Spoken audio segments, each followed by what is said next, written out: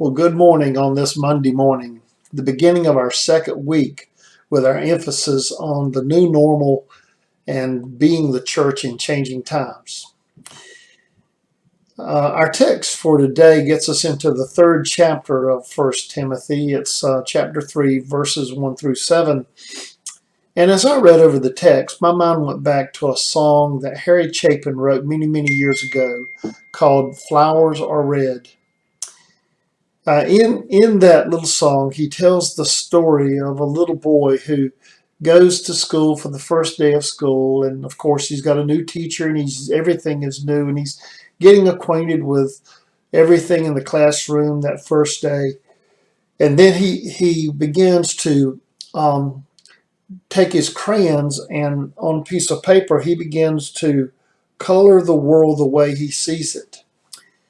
But when his teacher sees him doing this, she asks him, what is he doing? And he says, I'm painting flowers. Well, the teacher then says, it's not the time for art, young man. And anyway, flowers are green and red.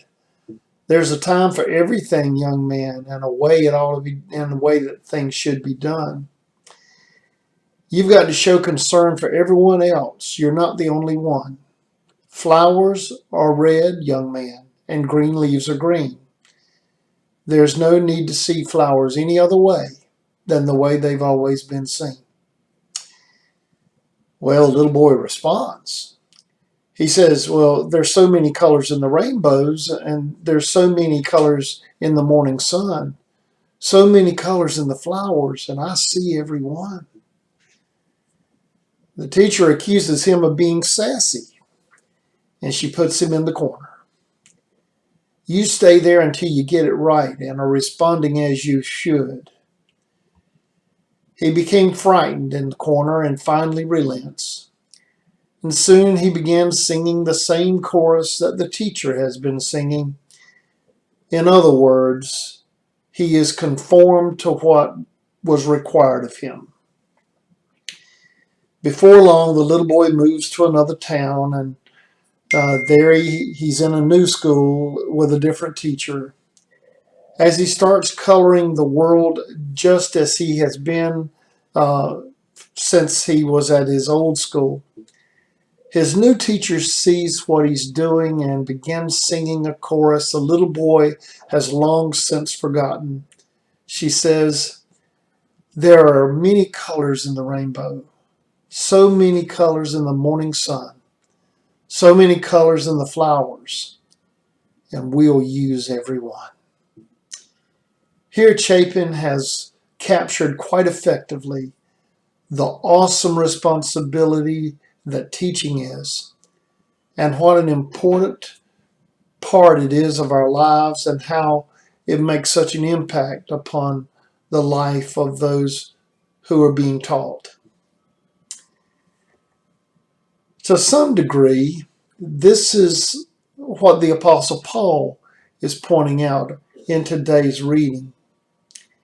As he addresses the office of bishop, he explains that there were several qualities that the office required. They are giving good oversight to the work of the ministry within the church, having only one wife, maintaining a level and gentle temperament, being a good teacher, and managing his own household. Although Paul used this as a kind of template for a bishop, it really isn't a bad model for all Christians, is it? Imagine what it would be like in the Christian movement this day and time if we were focused on expanding the view of the world that the church has rather than restricting it. In other words, coloring outside of the lines and using untraditional colors, metaphorically speaking, of course. Perhaps that's what people are longing for. You know, as I recall, it was a dark Friday afternoon in which God took the red crayon marked guilty and colored inside the lines of the cross. He then took the green crayon of love and colored outside the lines. And I don't know about you, but I'm deeply grateful he did. Consider these questions. Question 1. Where do you feel God is calling you to color outside the lines? Question 2.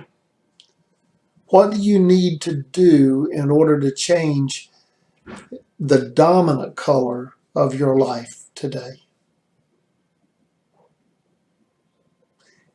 Question 3. In Paul's words, how are you doing at managing your household in order to be and do what God is inviting you into? Have a good day. In this new normal, being the church in changing times. And as God blesses you, may you truly be a blessing to others. Amen.